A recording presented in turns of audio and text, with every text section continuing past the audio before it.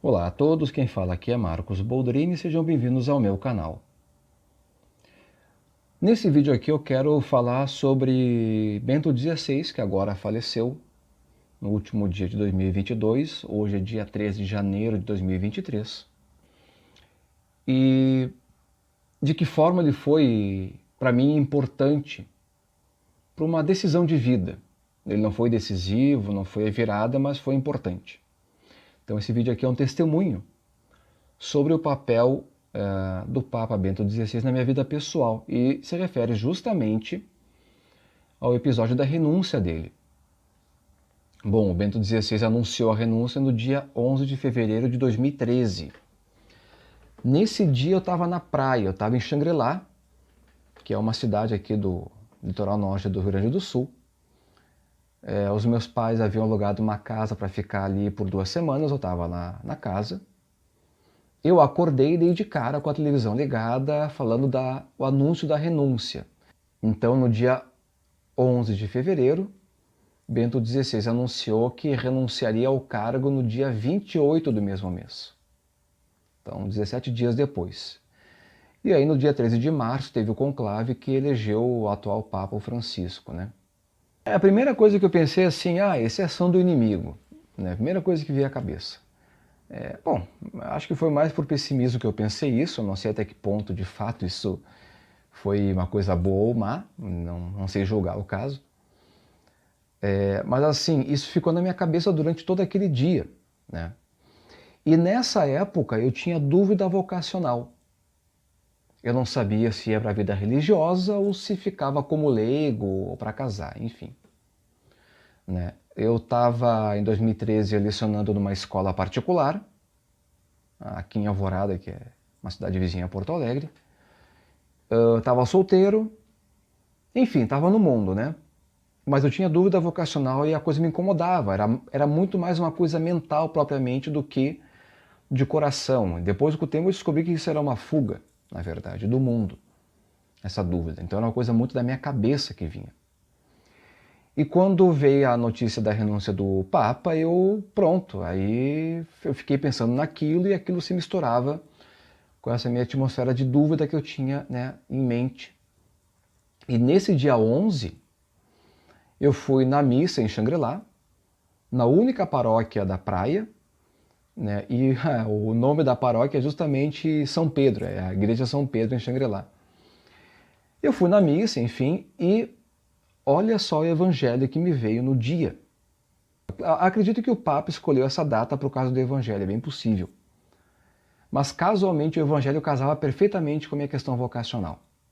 Era o evangelho de Lucas, capítulo 5, versículos de 1 a 11. Então ali bem no início do capítulo 5. Vou ler aqui o evangelho. Aí vocês vão entender bem o que eu estou falando. Abre aspas. Naquele tempo, Jesus estava na margem do lago de Genezaré, e a multidão apertava-se a seu redor para ouvir a palavra de Deus. Jesus viu 2 barcas paradas na margem do lago. Os pescadores haviam desembarcado e lavavam as redes. Subindo numa das barcas, que era de Simão, pediu que se afastasse um pouco da margem. Depois sentou-se e da barca ensinava as multidões. Quando acabou de falar, disse a Simão: Avança para águas mais profundas e lançai vossas redes para a pesca. Simão respondeu: Mestre, nós trabalhamos a noite inteira e nada pescamos. Mas em atenção à tua palavra vou lançar as redes. Assim fizeram e apanharam tamanha quantidade de peixes que as redes se rompiam. Então fizeram sinal aos companheiros da outra barca para que viessem ajudá-los. Eles vieram e encheram as 2 barcas a ponto de quase afundarem. Ao ver aquilo, Simão Pedro atirou-se aos pés de Jesus, dizendo: Senhor, afasta-te de mim, porque sou um pecador. É que o espanto se apoderara de Simão e de todos os seus companheiros, por causa da pesca que acabavam de fazer. Tiago e João, filhos de Zebedeu, que se eram sócios de Simão, também ficaram espantados. Jesus, porém, disse a Simão: não tenhas medo, de hoje em diante tu serás pescador de homens. Então levaram as barcas para a margem, deixaram tudo e seguiram a Jesus. Fecha aspas. Para mim, quando eu vi esse evangelho, estava com essa questão vocacional na cabeça, né? Deste trecho eu pensei o seguinte: Jesus está pedindo que eu largue tudo e siga Ele. Quer dizer, largar a vida, largar o trabalho, deixar para trás, né, os pais, amigos, né, a família toda, e me tocar na vida religiosa. Mas a questão era o seguinte: como largar tudo? Porque, na verdade, se largar tudo não é necessariamente largar a vida como ela é e mergulhar no mosteiro, na vida sacerdotal. Se eu fosse para a vida religiosa, fizesse votos, eu provavelmente seria um monge, porque assim eu tenho um pendor para a vida interior, para a contemplação e para o estudo. Apesar de que para mim o estudo é uma coisa mais difícil, né? Eu tendo a me dispersar, mas de qualquer forma é uma coisa que eu busco pessoalmente. Só que seguir Jesus não quer dizer que tenha que largar tudo, aí que está a questão. Seguir Jesus é o desapego, é estar casado como se não estivesse casado, é ter bens como se não tivesse nada, é caminhar na rua como se não estivesse na rua e como se estivesse indo para o céu e não para a rua, como se fosse o último dia da tua vida. Isto é o desapego, isto é seguir a Jesus Cristo, não é a mudança radical de vida. Isso pode ser para algumas pessoas, de fato, algumas pessoas têm essa vocação. O exemplo clássico de São Francisco de Assis, que era de uma família rica, ali da região central da Itália, e largou tudo para virar monge franciscano, a ordem que ele fundou, inclusive. Então, quer dizer, pode ser isso também, mas na grande maioria dos casos, não. É o desapego, é a atitude interior de desprendimento. É as coisas que tu vive no teu dia a dia, família, namoro, casamento, amizades, a vida cotidiana, a posse de coisas, os teus deveres, né? Tuas ideias, planos, teu pensamento, teus estudos, enfim.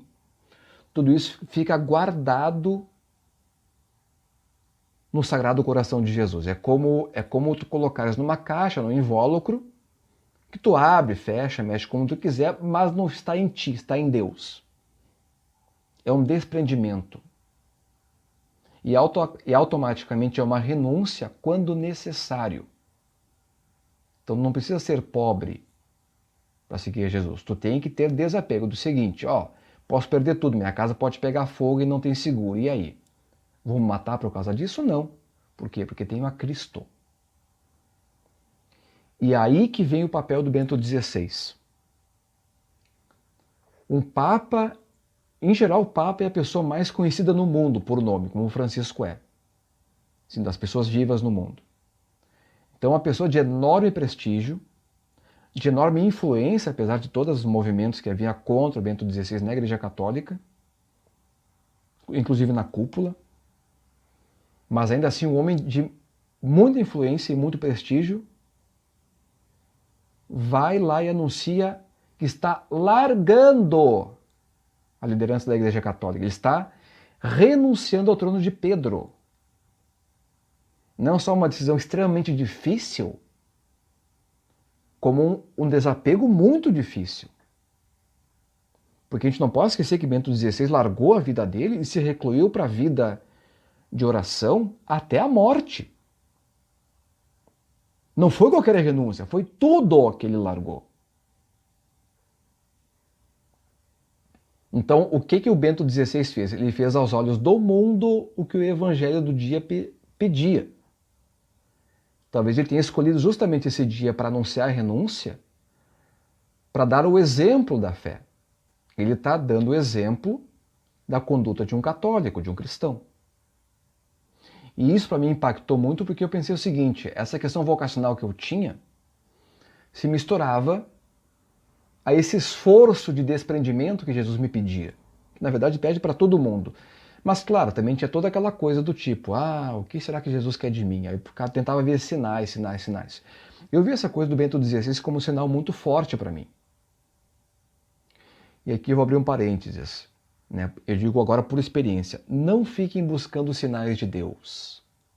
Por quê? Em primeiro lugar, é muito difícil discernir o que é sinal de Deus e o que é de nossa cabeça.